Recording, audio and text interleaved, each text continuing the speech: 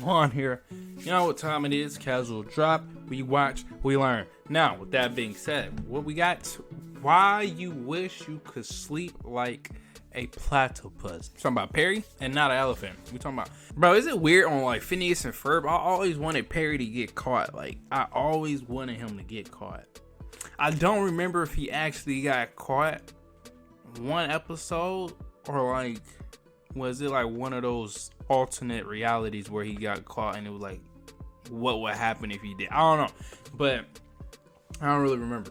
But so here, check this out. If you're new, like, comment, subscribe. If you're not new, just keep coming back. Subscriber, what are you doing? And let's see why you don't want to sleep like an elephant, but you want to sleep like Perry.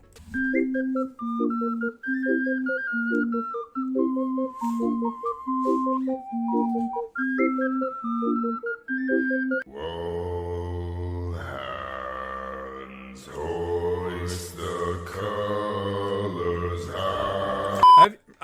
Damn, that was loud. Y'all ever heard somebody? Y'all ever seen somebody like sleep standing up? Or like sleepwalk?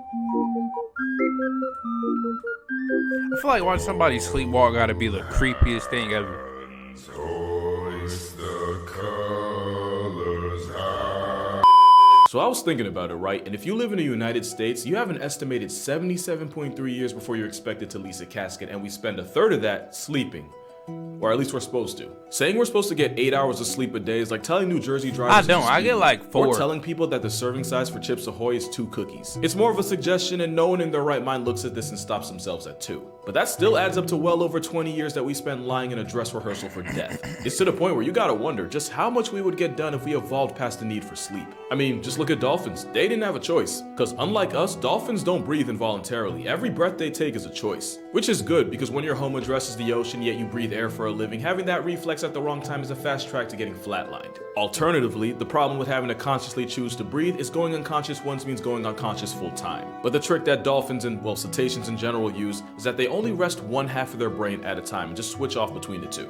And with the right half of the brain being responsible for the left side of the body and vice versa, dolphins literally sleep with one eye open, with that eye being on the same side as the half of the brain being rested. And it's funny, because dolphins— That would be crazy if that was us. Like, we needed to, like, kind of stay awake to breathe during our sleep. Like, we can't really be asleep. We gotta, like, you know, like dolphins, like we sleep with one eye open, with that eye being on the same side as the half of the brain being rested. And it's funny, because dolphins evolved from a land animal, meaning they must have seen something so crucial on land that they spent the rest of their existence evolving to never go back. That's not the only sleep superpower cetaceans have that we don't. Dolphins and humans are actually a lot alike, and one of the child-friendly, safer guidelines ways is that when a dolphin decides to have a baby, it basically sacrifices any sleep for the near future. And that's because baby dolphins don't sleep for the entire first month of their lives, which means, by extension, neither do their mothers. And it's not like they can just use an iPad to negotiate a commercial break's worth of sleep. Now, 24 hours of non-stop movement in an ocean where leaving your child unsupervised for even a second can turn you from mother to morning real quick. It's not for no reason. Constantly being on the move lowers the baby's chance of getting perma-slept by predators. And in the cold,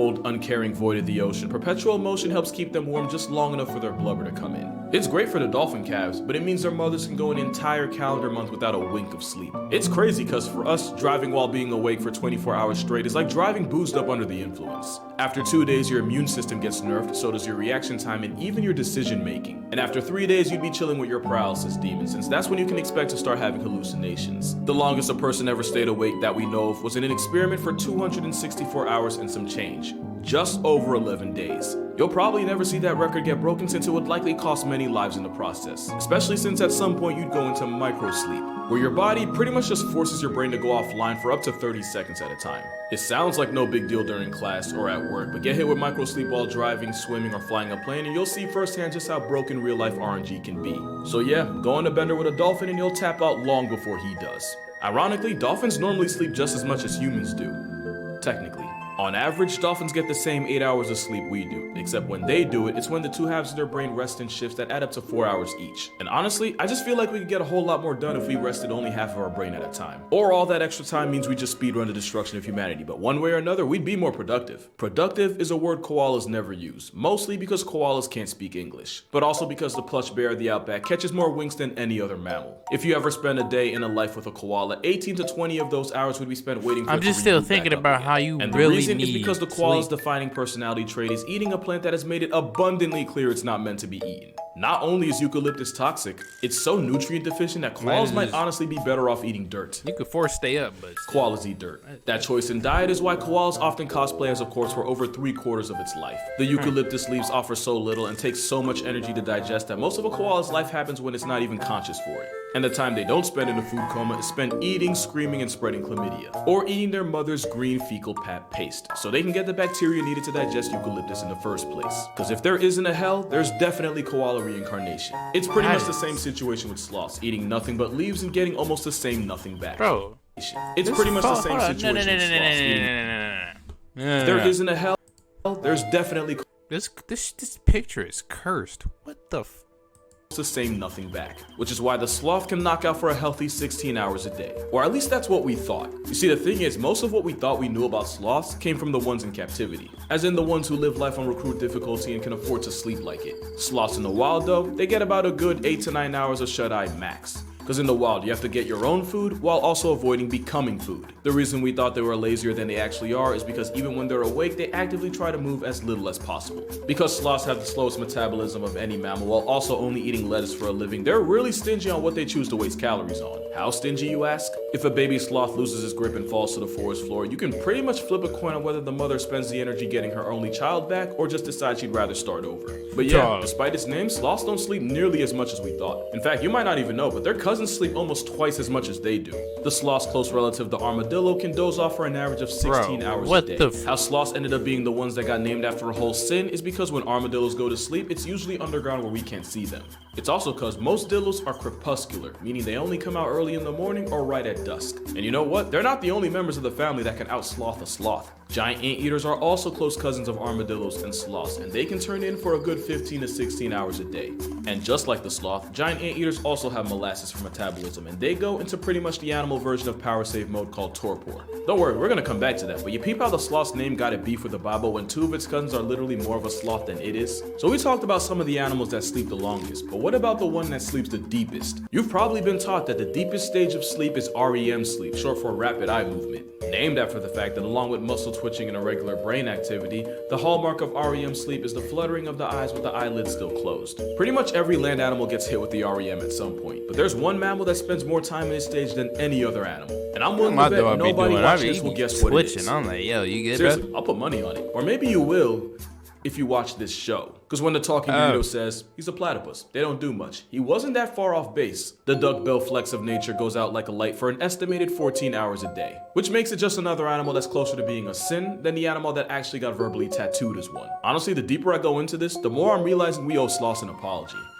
And a name change. But not only do platypus spend more time offline than on, in experiments, the REM stage of sleep for them lasted anywhere from 5.5 to 8 hours. More than we've seen in any animal. Just for your reference, if you slept 8 hours last night, probably about 90 minutes of that was REM, maybe 2 hours if you were overachieving. And platypus and REM have the same symptoms we do. The random twitching, the brain activity despite their body pretty much having a parking brake on it, and of course, I'm still trying to think if Perry got only caught. difference is for us, not all, but most dreams happen during the REM stage. But since studies show that platypus don't get the same activity in their forebrain while sleeping that we do, it's likely that this goose rabbit didn't evolve enough to have dreams. But you want to know who did? Well, you remember how I said virtually every land animal eventually falls into REM? There's a reason I didn't say only land. Not only does the octopus enter deep sleep, but we've seen them change color. If I see an octopus almost in as if they're person, trying to match the environment of whatever world they I'm created. self-deleting myself. So yeah, there's a good amount of evidence, octopus is scientific attacking me, peer-reviewed evidence bro. that octopi can dream, or at least they try to. But they're also the polar opposite of the platypus. Because where God's Science Fair project can REM for an entire work shift, the 8 foot of the ocean spend less than a minute in that stage. Out of the 2 hours total an octopus might go AFK for in a day, less than 1% of that is in the REM stage they go viral for. Which actually makes a lot of sense since a sleeping color switching octopus might be fun for us, but in an ocean where everyone's looking for a calorie come up, flashing your neighbors in your sleep is a good way to ensure you never wake up. You never know when a shark might pull up and promote you to a full-time napper. That logic is why you'll often see prey animals sleep less than the ones that murk them for a living. That and the fact that if you're something like a zebra, you often don't have to go very far for food.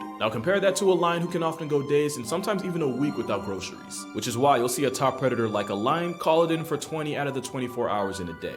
There's that, and sleeping during the hottest parts of the day and going food shopping when it's cooler and darker just makes more sense energy-wise. So pro tip, if you go to the zoo, make sure you go as soon as they open or as late as they'll let you, since that's when star attractions like lions are most active. Same with tigers, who are usually closed for business for the roughly same 18 to 20 hours as lions. And the animals that have to worry about getting packed up by predators like that are on the opposite end of the sleep spectrum. I do like going to zoos to see animals, but at the same time I feel every bad other for wild them. animal here, that's not all at once. Be, they sleep for about 5 minutes at a time throughout the day, and all that still doesn't add up to a power nap for a person. An animal like a wild horse will take these little sleep breaks that add up to 3 hours in a day, and most of that's while standing. They only lay down for the REM. And since a horse laying down is a horse at its most vulnerable, many herds will develop their version of a neighborhood watch group, where one horse stands guard while the rest get theirs. The horses take turns keeping watch until everyone in the herd's gotten a chance to doze off, and I think that's pretty cool. Elephants earned the gold medal of sleep deprivation, since those in the wild are often able to function off only an average of 2 hours of sleep a night. The rest of their time is spent either eating or looking for something to eat.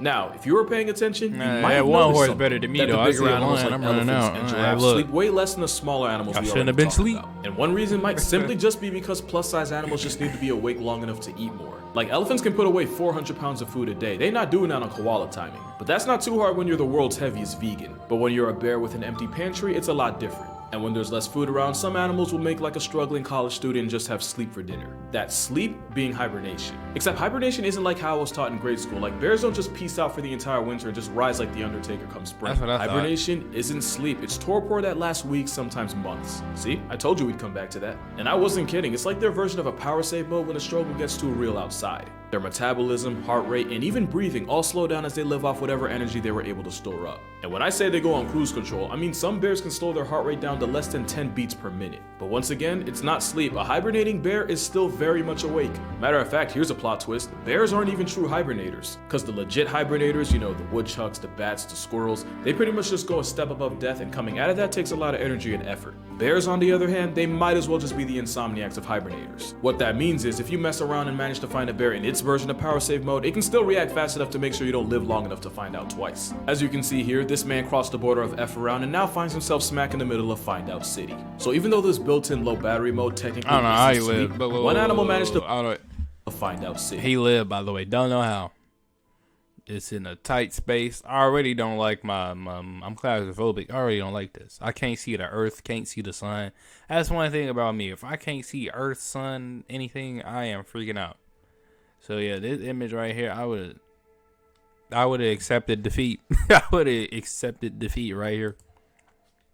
So even though this built-in low battery mode technically isn't sleep, one animal managed to buff this to the point where they can sleep for years. And it's a very different type of bear. The tardigrade, or as streets know it, the water bear. You probably already heard how weirdly stacked nature made them. Their personality trait is being able to survive anything except the things in life that actively try to kill them. You know, now that we're talking about it, that's actually always been my gripe. This shit like a bacteria. I'm supposed to just accept the fact that there's a moss pit that can survive frigid cold, boiling pools, enough radiation to retire Superman's family jewels, and the literal vacuum of space. Yet the same nematodes that nearly put SpongeBob in a shelter can pack them up like a blunt. But water bears do have one superpower. When life starts lifing a little too hard, water bears just slip into suspended animation. Basically, it's power save mode on steroids, and they can tank whatever the world throws at them without food or water for not years, but decades. They pretty much just shut down everything about them and just stay that way indefinitely. There was actually a time where a scientist found a water bear that got trapped in a sample of dried moss in a museum. All it took was a little water, and the swamp hog came back to life after being stuck there for 120 years. So yeah, technically it's not sleep, and I am kind of cheating here, but when you can force quit out of life and not even die, you deserve to at least get mentioned. Even if the word swamp hog sounds like one of those things you should never Google. But that's gonna do it for this video. For more consistent content, be sure to check out my TikTok and Instagram as you wait for the next video. And if you'd like to support my channel beyond just subbing, my Patreon's also going to be in the description. Also, a friendly reminder that I do have a book out, and that's also going to be down there. But other than that, drink water, hug your mother, make sure you get some sleep. You kind of need that stuff, and you've definitely earned it. And I'm going to see y'all in the next one. Peace. Wait, whoa. Yeah, this is what my dog be doing, but it's not as adorable.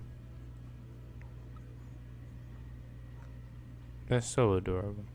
Like they came over for comfort. Yeah, that's so adorable. Well, that's gonna do it, folks. You know, it's just crazy how like you don't sleep for 3 days, hallucinating. Body just want to give up. You go 11 days, your body just give up. But yeah, we learned a lot. But that's gonna do it. If you're new, like, comment, subscribe. If you're not new, you just keep coming back. Subscriber, what are you doing? See you on the next one. Peace.